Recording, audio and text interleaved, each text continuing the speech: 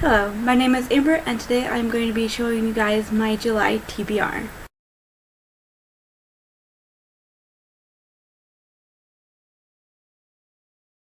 The first book that I'm going to be reading is Inferno by Dante Alighieri. It's the first part in the Divine Comedy book, and I am doing it this way because I don't want to have to read all of this at once because it's very dense and the language is very complicated for me to understand. So that's why I'm splitting it up. Also, I did read the first one already, but I'm going to reread it. So I already enjoyed it. It was a positive thing. That's why I got this fancy cover. This is about a man who is lost and is rescued by a spirit of sorts, and he has to take him through a different way because of the monsters that were blocking his path. And in order to get to where he needs to go, he has to travel through the levels of hell, and it's very interesting. Inferno is the first part of his journey, and then Purgatoria is his second part, and then of course Paradiso, which is the third part. And Inferno, of course, is his journey through hell. Then I'll be reading Attachments by Rainbow Rowell. This is the library book, and it's about a man whose job is to screen emails from the employees of this company, and he's supposed to flag any email that has anything inappropriate in them.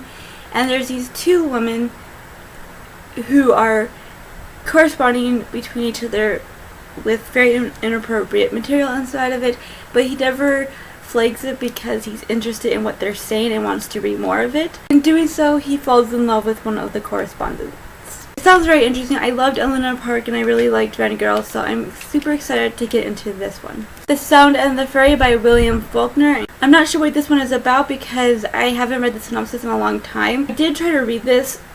I borrowed it from the library, and I'm not really sure if it was the writing or if it was my mood, so I got it for super cheap. It was like only like $1 or something, so I was like, I want to give it a chance. Clockwork Orange by Anthony Burgess, and this is the 50th year edition restored text, so I'm not really sure how that's going to affect my reading experience, but what this is about, I have no clue because I've completely forgotten the synopsis. It's been years since I read it last, but I do know that I was super excited about it when I read the synopsis the first time, so I'm finally getting into it.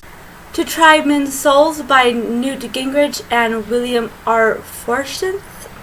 I don't know how to pronounce their names. I'm so sorry. This is about General Washington, Private John Van Dorn, and Thomas Paine.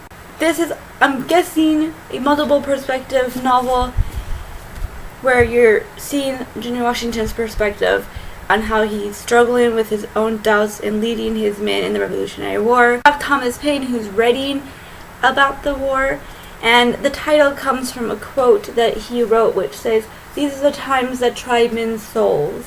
And lastly, you have Private Jonathan Van Dorn, who has to decide between staying loyal to the American cause or saving his brother's life, who is fighting on the British side. Sounds very exciting. I really wanted to read a book that had to do with the Revolutionary War and General Washington, so I'm super excited to see how well these authors deal with this subject. If You Find Me by Emily Murdoch, another library book. This one is about Carrie, a 15-year-old girl who lives in a trailer with her younger sister Janessa, who's a selective mute, in the middle of a forest with a mother that is very unreliable, completely high on drugs and on alcohol and stuff. And then one day she suddenly disappears and two strangers show up and take them away. They are thrust into a completely different world of high school and teenagers and malls, and she starts to delve into this new world and getting to know it, but all at the same time she's trying to help her younger sister to speak again and to search for answers about why her mother kidnapped her 10 years ago. So it sounds very interesting. I'm excited to get into it, but I'm also very wary of it because it's YA. The Blind Assassin by Margaret Atwood. I'm sure I've read a synopsis of this a long time ago, but I do not remember what it is. I've been wanting to read a Margaret Atwood book for a long time, and when I bought this I was actually looking for the other book, The Handmaid's Tale by her. That was when I was really wanting to read, but because I couldn't find it, I decided that I would just jump into another book, and this is it. All I do know about it is that it's a thriller, psychological thriller, so I'm super excited to read it because I love psychology and I love thrillers. To combine them together is perfection. Homer's Odyssey by Gwen Cooper, and this is about a cat that is blind and his journey through life with his owner. I'm really excited because I love cats, and it sounds like it's going to be a very sweet story. Prayer for Owen Meany by John Irving. I tried to read this once, I think a year ago, but I wasn't getting into it as much as I was hoping, and I feel like it was my mood at the time, so I'm going to try it again. This is about two boys who are best friends. They're 11 years old, and one day one of them accidentally kills the other's mother with a foul ball. The boy who kills the mother doesn't believe in accidents.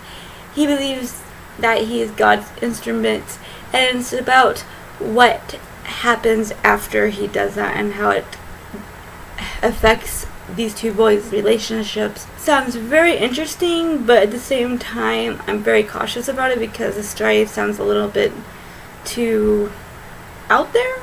I don't know. We'll see. But I just love this cover. It's very rare for me to get a good cover, you know, but I'm loving it. The last book that I'll be trying to read this month is The Strange Case of Mr. Hyde and Dr. Jekyll by Robert Louis Stevenson, and this deals with the good and evil that resides in a person and how that can affect people, I guess. It's sci-fi and it sounds very interesting. I like psychology, so I'm excited to see what this holds for me.